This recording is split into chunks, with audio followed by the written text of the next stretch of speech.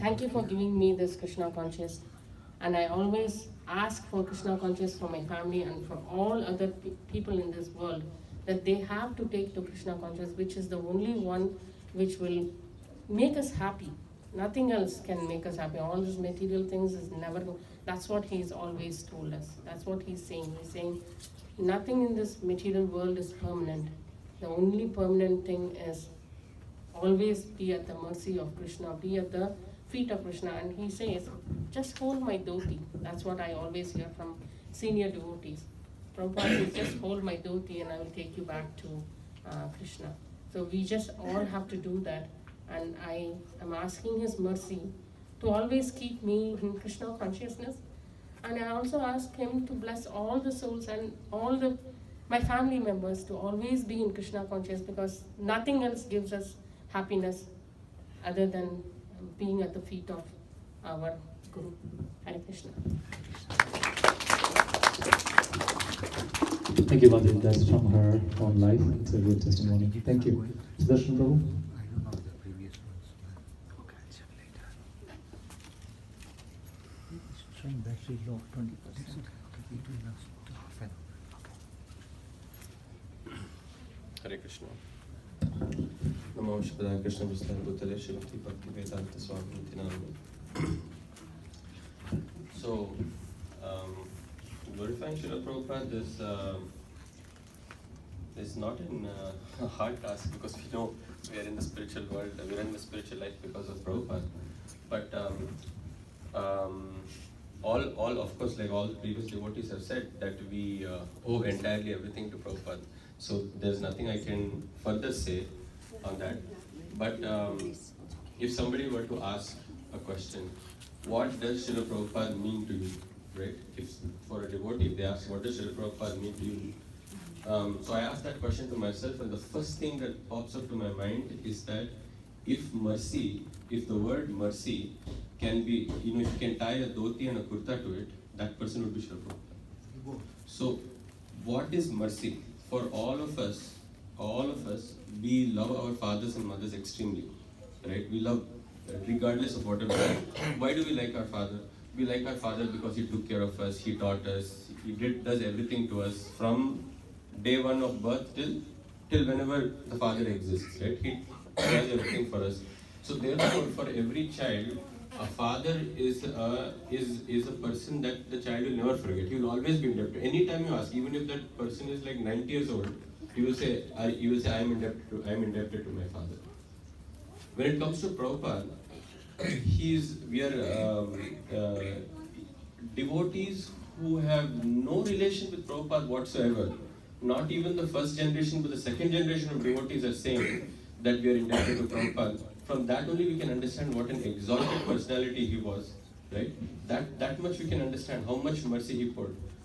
When he had come, like Prabhu mentioned, when he had come to the West in the late 60s, Indian culture was practically it was not like what it is today, right? So nobody knew anything about India. All they knew about India in the 60s was that India is a land where people do yoga. Yoga was the only thing that people knew. So Prabhupada had to literally start from scratch. White Matajis did not know how to wear sari.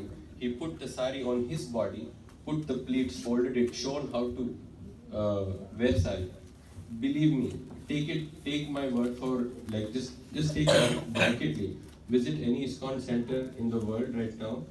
They make better chapatis, gulab jamun, sabjis than any Indian person can ever make. Perfect chapatis. Salt and pepper on the dot. You'll never make a mistake. My father always keeps telling my wife that your spice levels are always high. She's been cooking for years together. Still, it's never right. But if you ever have prasadam made by any white devotee, their sabji is perfect, their chapati is not burnt, perfectly perfect, everything is perfect. How is that possible? All the cookbooks, today we're not displayed the books. The cookbooks written in ISKCON are not by Indian people. They're all written by white people. Adi Raj Prabhu, what's our famous? Kurmadas Prabhu. He's so famous that the number one restaurant in Australia is Govinda's. The number one restaurant, not any non-vegetarian restaurant. Govinda's is number one. So, Prabhupada has literally taught how to cook, how to eat. and even how to wash yourself after everything, how to take bath, how to wash. Like Mataji was saying, turned hippies to happies. Hippies means everybody was doing opposite. He turned them to, into such good human beings, civilized human beings, even better than what we are, right? Anybody from Surat here? Anybody? Oh, there you go. Surat is known for diamonds in the world, right?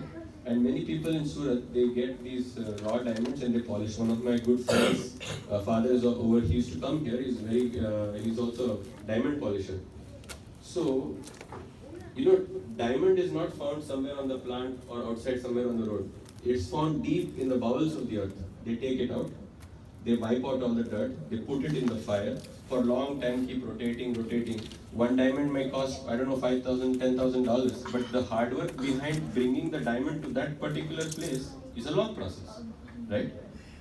So, Prabhupada, the component of mercy is defined as, if I'm telling you that you are giving me mercy, or if a teacher is giving mercy to a student, means he's giving his time, he's giving his tolerance, he's giving his patience to teaching you certain things so that you can come up well in your life, right?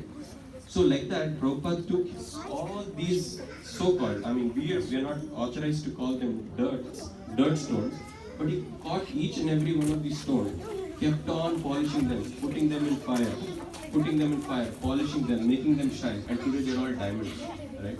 We can't even imagine that, there is a verse that we say before our class every time. We say, Mukam Karoti Vachalam. That means a person who cannot speak is giving big classes. Pangum Langaya Tegirim. That means a person who is lame, crippled person is able to walk up the mountain. Mukam Karoti Vachalam, Pangum Langaya Tegirim, Yat Kripatamaham. This is the mercy of the spiritual master. The spiritual master can make magic happen. And think about it. How many people do we know, like Prabhupada? Prabhupada did his disappearance past time in 1977. Today we are sitting in 2023. That's almost like how many years now? We're like at easy 40, 50 years. 46 years. We're 46 years. And still we're remembering that personality. Right? Still, my grandfather passed away like a couple of years ago. I still love him. I don't say I don't love him, but I can't remember him like this. Right? He was a nice person. But Prabhupada, 46 years, still people are, showing love and devotion, like Prabhupada is still walking around this room somewhere around here, right? So that in itself tells us that how merciful Srila Prabhupada is. And, there are many anecdotes, that we could share, but I'm just trying to think of one of the anecdotes that just came to my mind and went, there was this one devotee who had come specifically. He was an 11 or 12-year-old boy, and he was a thief by nature. And he was in India. He went to jail, and he has a very bad history. In jail, he had got a paper, and in the paper he saw Prabhupada, and in Prabhupada's hand he saw a watch. His idea was, as soon as I get released from here, I'll steal Prabhupada's watch wherever this person is coming, because the watch looked very shiny. So at that point, he went, and then as soon as he was released from jail, he went to this so-called place. It was in Bombay, and he showed this photo to the devotees over there. When is this man coming? He said, oh, he's not here, he'll come after 1 month or 2 months or whenever it is that he's coming. So then he said, then those devotees invited you come and stay with us. So he stayed with them, and they fed him prasadam, and he was doing all the services in temple, cleaning, cooking, cutting the grass and all of that. He was doing every activity. Even one of the devotees one day said, you're doing so much services, why don't you come and join us? Why don't you shave your head? He said, okay. So they shaved his head off also, right? And then he was started following everything. He became a very strict person. And then after some days, he heard from their congregation that Prabhupada is visiting Hyderabad. So he told his temple president that I have to go and visit Prabhupada. I want to go to Hyderabad. So he went off to Hyderabad. In the Pandal program, in those days, we're talking about in the 70s. Prabhupada's preaching was not for Indian audience, it was primarily the Western audience. And in India also there were a lot of Westerners at that time. So in the front row, Prabhupada was watching all white girls, white boys and everything, and then one Indian boy somewhere in between, like a black spot among white cream, right? So he was sitting over there, and Prabhupada was wondering, where did this fellow come from? And he was, in the whole lecture, he was thinking about this person. where did this guy come from? Where did this guy come from? Then after the lecture, Prabhupada went inside and said, bring me that boy here. I want to talk to him. And as soon as he came inside, he fell at Prabhupada's feet and he said, I actually came here to take away your watch. That watch that you had, I came to steal that watch from you. But just that act of me coming to the place where you were converted me to a devotee. And Prabhupada felt like he was so happy. He was so happy that, and he told him, we should not. He was just a 14-year-old boy, 15-year-old boy. Prabhupada took out his watch and he said, don't steal it, take it from me. And he gave the watch to him. He said, no, I don't want the watch. You keep the watch, I have changed myself. So I don't need the watch anymore. And he became a very great devotee afterwards. He spent in his Prabhu's name, Prabhu is not there anymore, but then he spent close to 50 years in Krishna consciousness. Like this, we have unlimited number of devotees' experiences and pastimes. Each devotee's pastime you hear, you'll be wondering, oh, like this also there are people in this world. So that sort of revolution Srila Prabhupada brought up. Finally, just to conclude, I want to say one point. Because in the recent days in the news, we've all been hearing about the moon landing, right? And so in 1969, Neil Armstrong made this statement, whether he went to the moon or not, that's secondary, but he made the statement that one man's step is a giant leap for mankind. But he didn't know that that step was taken already 3-4 years before in 65 when Prabhupada landed in America. Really, one man's step was a giant leap for the entire world in spiritual life. No person in the world, till today, there's no person in the world, everybody's fighting, if you go in, I only came to know the word racism only when I came to Canada. Before that, I didn't know that existed also. But after knowing so much, you'll come to know that everybody is opening some sort of organization for, Black Lives Matter, Blue Lives Matter, White Lives Matter, all of this stuff. But Prabhupada has been the only single person in whose organization you will find every type and community of people harmoniously following the principles and living a happy life. You will not find it anywhere. Nowhere you'll find it. And this is, in Hindi, they say, "Donkey ki chot pe kehte hain." So this is the line I want to say. So we are all happy. We are all extremely indebted. We cannot repay our debts to Srila Prabhupada. But in small ways, like Prabhu mentioned, we do a little bit of book distribution as our way of gratitude to Srila Prabhupada to also purify ourselves. So if all of you devotees can kindly take part in distributing one book in 1 month, one book in 6 months to anybody, your close friends, family, relatives. That is the way that we can show our gratitude to Srila Prabhupada. Otherwise, I don't know what we can do to show some gratitude to Prabhupada. So, saying these words, I know I overshot off by a couple of minutes. I'm sorry about that, but thanks so much. Hare Krishna. Thank you, Prabhu.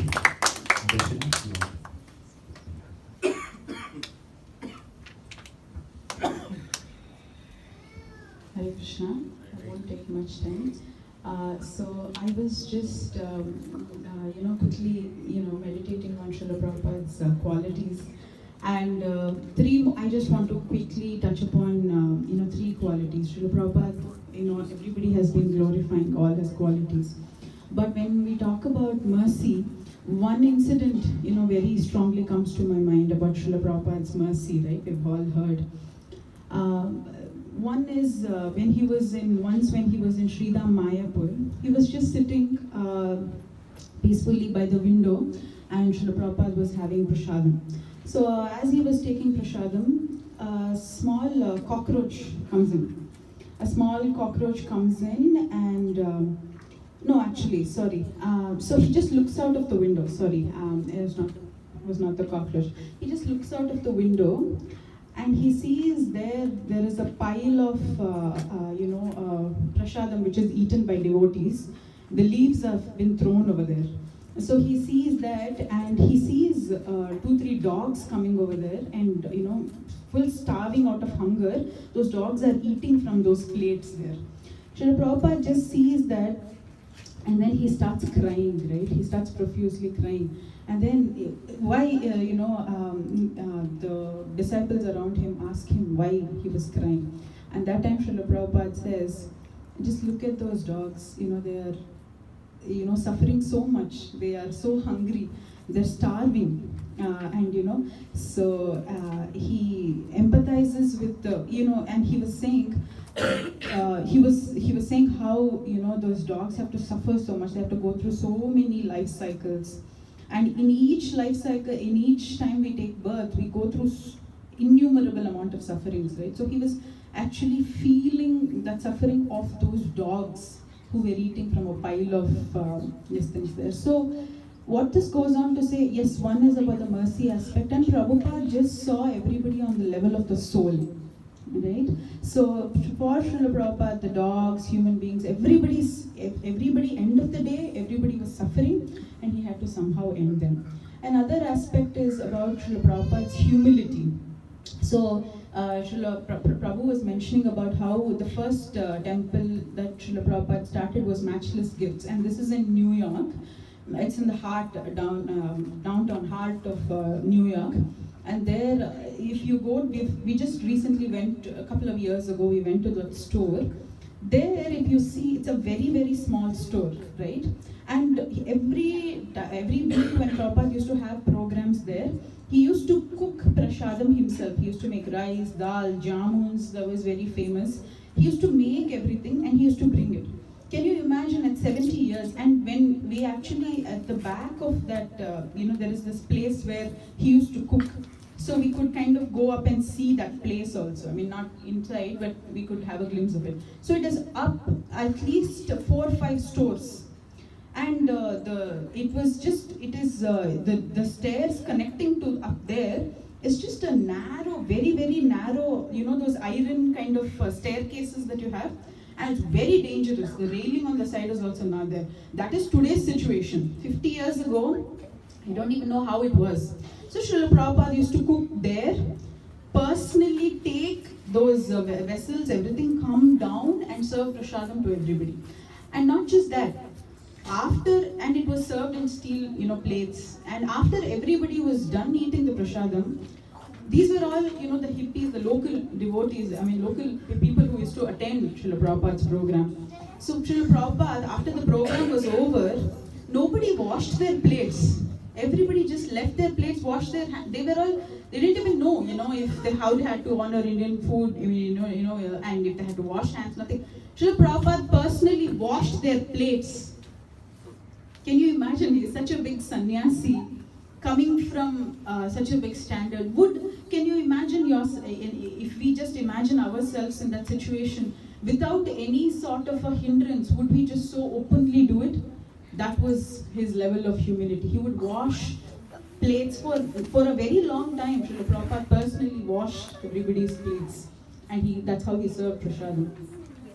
So like this, there are many, many, incidents. These are my favorite incidents. To me, Srila Prabhupada, Krishna is, what I always feel is Krishna, Chaitanya Mahaprabhu, Nityananda Prabhu, they're all very far away. This is my personal opinion. It's very hard for me to get attracted to them. But when I hear about Srila Prabhupada, when I haven't seen Prabhupada personally. By the time I was born, of course, Prabhupada was not on this planet. But when I hear about Srila Prabhupada, when I hear his disciples talking about him, when I hear his pastimes and everything, I just get so attracted to this personality, and I just feel so inspired. So for me, Srila Prabhupada, I would say, is the single most inspiring factor. Very honestly, I'm telling in front of all of you today, it's very far away for me, for Krishna, Chaitanya Mahaprabhu, everybody. Because Srila Prabhupada's mercy, I feel I can, relate to Srila Prabhupada. I can go to Srila Prabhupada anytime I have any problem in my life, material aspect, spiritual aspect, talk about it. And we all have that ability, we all have that opportunity to have that relationship with him. That's the thing. Srila Prabhupada, even though he's not on the planet today, he has said many times before he left this planet that whoever is in ISKCON is under my shelter. So he may not be on the planet today, but every single one of you, every single child, right from the smallest here, my son Govinda, is under Srila Prabhupada's shelter. All we have to do is just remain under the shelter of Srila Prabhupada and ISKCON, and we will be fine. And you know, we will eventually get to wherever we have to get to.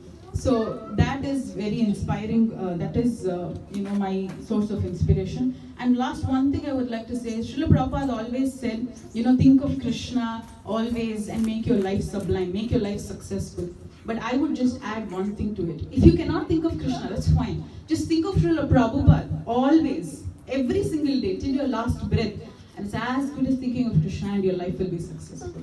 So if Krishna is far away for you, get attracted. You know, there is Srila Prabhupada's Leelamrita. On YouTube, there is something called Memories of Srila Prabhupada. If you go start hearing them, you will get to know what he really was. So even though we cannot see him and we cannot personally associate with him today because he's not here, if you hear all that, we will get to know what Srila Prabhupada was. So if we understand what Srila Prabhupada was, if we try to please him, trying to please Krishna is easy or not, I don't know. But trying to please Srila Prabhupada, I know is very easy. And what he wants is just our sincere attempts. So it's very easy. So if we can develop that bond with Srila Prabhupada in this lifetime, our life is successful, even if we cannot directly personally get that relation with Krishna. Because we are connected to Krishna through Prabhupada. Hare Krishna. Hare Krishna. Thank you, Lakshana. Now we will request Anutama Prabhu to speak a few words on Srila Prabhupada. Hare Krishna. So today we are here to honor Srila Prabhupada. So Srila Prabhupada, one of the unique contributions about Srila Prabhupada was he was in 1896 appeared in this world, and it was a prophecy that there would be one person who would spread Krishna consciousness all over the world. And Srila Prabhupada, on the basis of his order of his guru, went outside of India, which was considered, for a sannyasi, they don't really leave India. If you left the country by boat or whatever, you're considered to be like a mlacha, which is like outside of the varnashram system. So Prabhupada took that risk at age 69 when he left. You know, usually that time, at that age, you were thinking about retiring, doing your own bhajan in Vrindavan. But Prabhupada went out, and he wanted to somehow serve his spiritual master. And from Prabhupada we can learn that Prabhupada didn't want to start a guru cult. He wanted to make Krishna famous. And that's why it's the International Society for Krishna Consciousness, because it's all about Krishna and giving us Chaitanya Mahaprabhu, the same sampradaya, that tradition, authenticity, in a way that is very modern and accessible. So Srila Prabhupada modified the Krishna Consciousness program to make it conducive for us in the West. He did so, especially if you notice that sometimes when we see worship, there's women who do worship, which is very unique, because in other traditional temples you don't see that. But Prabhupada allowed that, and he allowed women to take not only first initiation, but also second initiation. And the first time that ever second initiation happened was in Canada, in Montreal, where he initiated 3 women before they went on to London to spread Krishna consciousness. Prabhupada was also against the caste system, which is something that is important to know, because his guru was also against it, because we follow tradition according to Shastras. And Krishna mentions Guna Karma Vibhagasha, which means a person is known by their varna based on their quality and activity. So Prabhupada was against the caste system, which is solely based on birth, which is to Prabhupada's credit, and shows that, you know, we're sticking to principles, as well as rejecting all these notions that don't come from Shastra. So Prabhupada is very revolutionary. He made things accessible, and he accepted anybody, everybody who was willing to follow the instructions of Lord Chaitanya Mahaprabhu, which is chant Hare Krishna, feast, and you have a very sublime life that is a positive alternative. So we're very indebted to Srila Prabhupada for giving us the real, authentic sampradaya to all of us in a package that's very accessible to all. Hare Krishna. Thank you, Anutama Prabhu. So we request any devotees over here who wanted to speak a few words about Srila Prabhupada. She's not here. Okay. Anybody? Okay. All right. So I know that we have an extended program today. Sorry for that. We have to with the glorification from all the devotees. So we will be having the Aarti now, and followed by the rest of the Aarti. Okay.